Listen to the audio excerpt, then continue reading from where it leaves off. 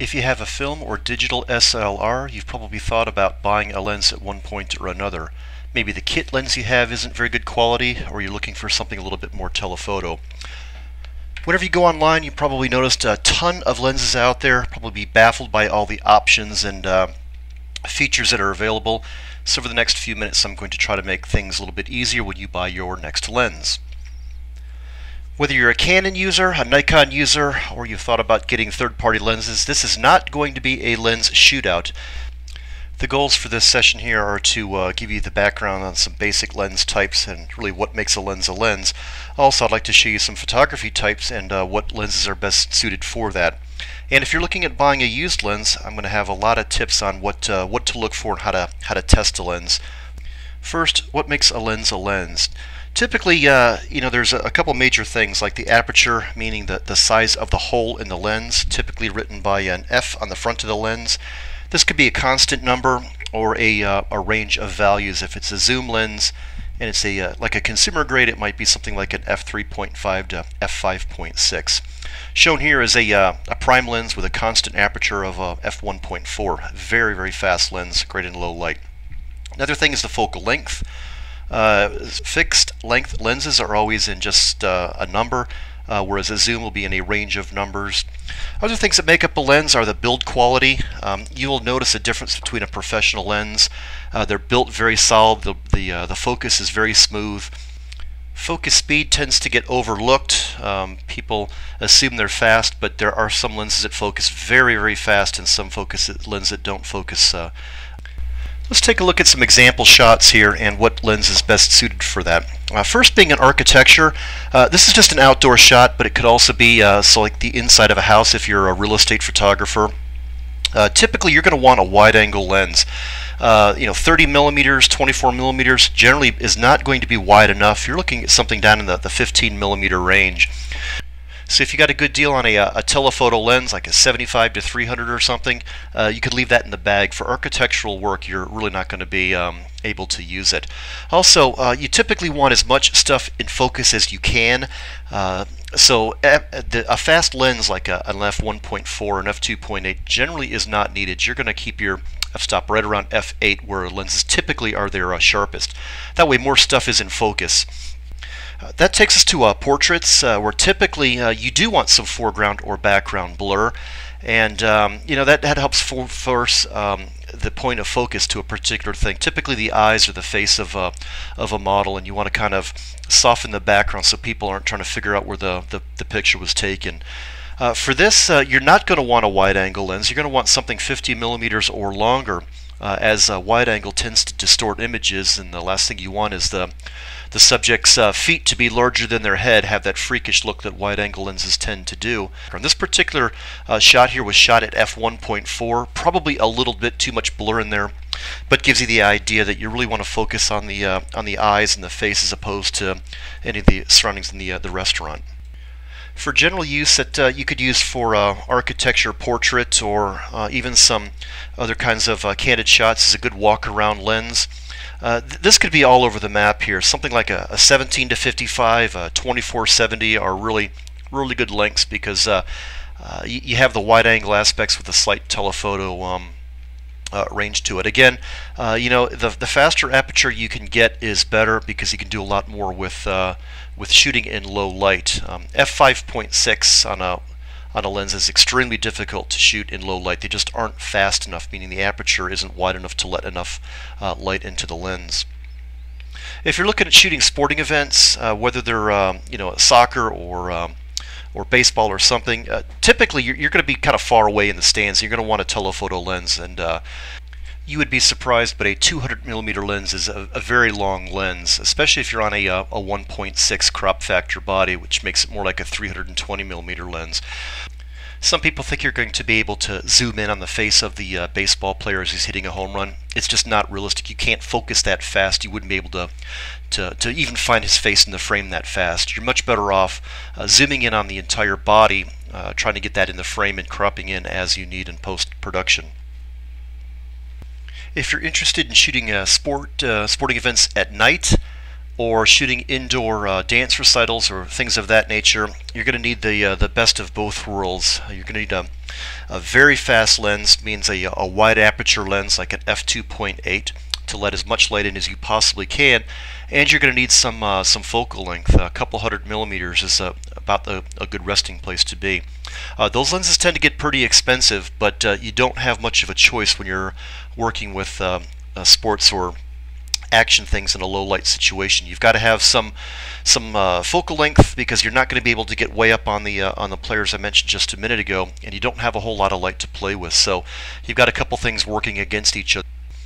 If you're looking at shooting indoor things where you're a little bit closer to your subject, like rock concerts and things, you'd be surprised on what you can get away with. A 50mm lens often is too long. I use a 17 to 55 for a lot of my concert shots, and they tend to be a great focal length. Again, low light, you're going to need a very fast lens. 2.8 is about as slow as you want to get.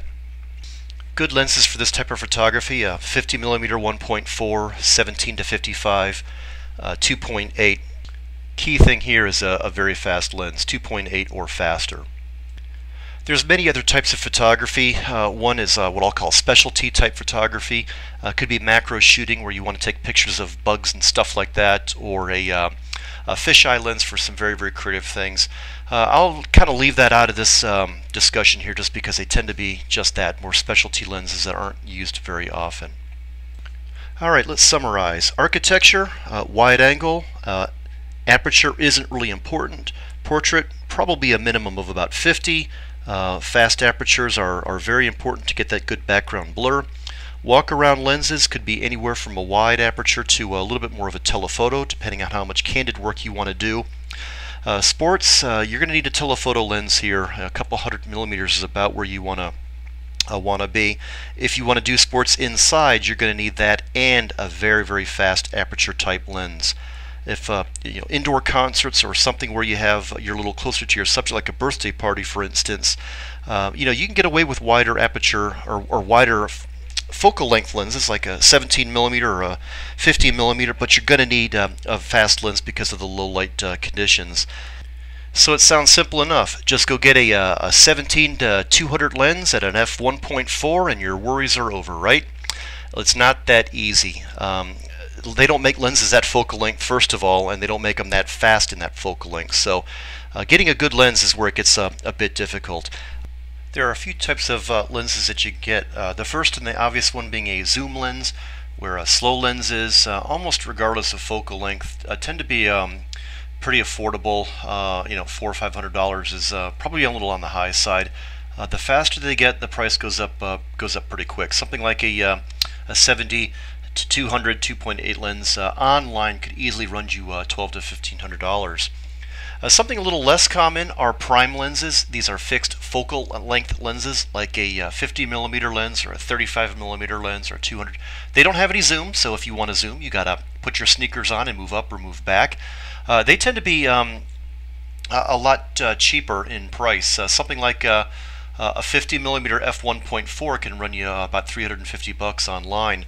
However, they can get very expensive as well. Something like a 50mm 1.2 can easily be about $1,800 online. So, just because it's a fixed focal length lens doesn't mean it's going to be cheaper, but you could easily get pretty good buys to cover a lot of capabilities for a lot less than a fast zoom lens. So if you're willing to sacrifice zoom capabilities, you can get great prime lenses for a reasonable cost. However, you're going to need to buy a few of them, one for maybe wide angle work, maybe one for telephoto work. So you're going to have more lenses to carry around, but if you're really looking for just a general purpose lens, something like a 30 or a 50mm, can really go a long way in many types of shooting. Now that you've heard how expensive fast zoom lenses can be, you might be thinking use is the way to go. It's not actually a bad way. Lenses tend to last a very long time. I'm going to walk you through some very simple tests that you can do without any special equipment to help determine if the lens that you're considering is a good buy or not. First test, focus speed. Focus on something far away and push the shutter halfway down and see how fast it can find that. Focus on or look at something very close Again, depress the shutter and see how fast it can focus on that. You're going to want to run the lens between having to focus on something far away when it was focusing on something near, and vice versa. You're also going to want to test focusing that lens in lower light conditions. Take it inside if you can, or find a very shady area. Sometimes lenses, they don't work very well in low light conditions just because of the way the optics are put together. Make sure that you can live with the focus speed. If you're doing sports, you're going to need very fast focusing. If you're doing portrait work, you can get by with something that doesn't focus as fast. Next, look at the focus accuracy. Take a tape measure or a yardstick and lay it on its side and take a picture of something at a very, very hard angle. Use spot focus method and focus on something that you can remember. Then in post-production, zoom way in on that spot and make sure that what you selected as your focus point was actually the focus point.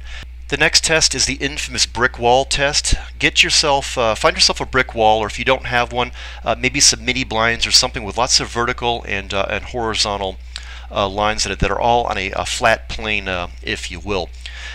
Get yourself as normal to that wall as you can, so you're not off at some crazy angle. Set your camera to anywhere from the widest aperture up to f8, and take a picture of that brick wall. Then in post-production, don't use the little teeny viewfinder in the back of your camera here. Go to post-production on your computer. First, zoom in on the center to make sure that it's in focus, and if it is, go to the four corners and see if they're in focus. Zoom way in, 200% type thing before the picture starts to pixelate, and make sure everything is in focus. Some lenses may have corner issues where they're not totally in focus. It may not be a big deal if you're doing some portrait work where the foreground and the background may be blurred anyway, but it's good to know that going into before you purchase any kind of a lens. Next test, very simple to do. We'll test the bokeh, or the quality of the background or foreground blur. The easiest way to do this is take the camera, put it into manual focus, and focus on the focus ring all the way to something very, very close. Then find some very bright object off in the distance, a very far distance, like hundreds of yards away. It could be a street light, it could be a traffic light, it could be a house light, anything. Take a picture. Now it's going to come out extremely blurry, but that's what you want to see. If you're looking at something like a street light in this example, a good lens will give you a very round type of a circle. A lens that doesn't have as good a quality of bokeh or blur will show you the actual numbers of blades of the aperture itself. So it might be like a hexagonal shape or a pentagonal shape, or whatever the number of blades are in that lens. One final test is to measure the chromatic aberration. Nice fancy term. That means a purple fringing around really, really bright elements in a photograph. Easy way to do this is on a bright sunny day. Go find like a bicycle or a motorcycle or a car with lots and lots of chrome on it, and take a picture of that when the sun's reflection is at its maximum. They might be blown out in the actual photo, but zoom in on those highlights from the sun's reflection, and if you see any purple around that thing, that is an element of chromatic aberration. So, given all the material that we've just covered here on what lenses are best used for what type of a picture, you're probably still asking, yeah, but which one should I go and buy? You got a couple options. You can go and rent a lens if you want. There's plenty of places online that do lens rentals. You might be able to borrow one from a friend, or you can go to this online review site. I've used this site many, many times, and the quality of this person's reviews are outstanding, extremely accurate, and very well balanced on the pros and the cons. Here's an example of a lens that what you can do is use the you can of course read up the article on what the lens quality is and what the author's opinion of the lens is, and you can even do some crop factor comparisons between one lens or another. And you can even zoom in and see exactly kind of how one lens compares to another lens. See if you can narrow down what your focal length is based off the type of shooting that you want, and the aperture based on the amount of light that you think you're going to encounter. Now you can start to narrow it down if you want a third-party lens or a native Canon or a Nikon. Now that you find your lens, where do you buy one? If you go to your local photography store, they may charge you an arm and a leg for it. Places like Best Buy and Sears and whatnot, they have some lenses, but they're very consumer grade. I wouldn't consider them something I would keep in my bag and walk around with. There are some online stores. There's a few of them listed on the screen here. I buy all of my stuff online. I've had great customer service with these people. I have had a lens that I didn't think was working very well. I called up the vendor and they said no problem, send it back, and they replaced it without any questions. So if you're hesitant, check them out, talk to them before you buy, but I think you're going to be pretty satisfied with a lot of the online retailers that are out there. Last but not least, when you buy your lens, make sure you buy a filter. Not only does it protect the lens, but it also helps keep UV light out of your photographs, which is that kind of a milky look that you may see. They range in price. I would recommend getting something about in the middle of the pack. The one that is on my some of my larger lenses is about $50, but they can be a little bit cheaper than that. And also get a lens hood. If you're ever going to shoot into the sun, a simple attachment will help keep the lens flare down and also protect your lens from stray light that may be entering the. Hey folks, I know I've mentioned some expensive lenses here, and you might be floored by what I've been saying, but it's my humble opinion, but buy a good lens once as opposed to cheap lenses often. You'll get a lot better quality out of your photos. You'll be much happier. Thanks for watching. Don't forget to comment.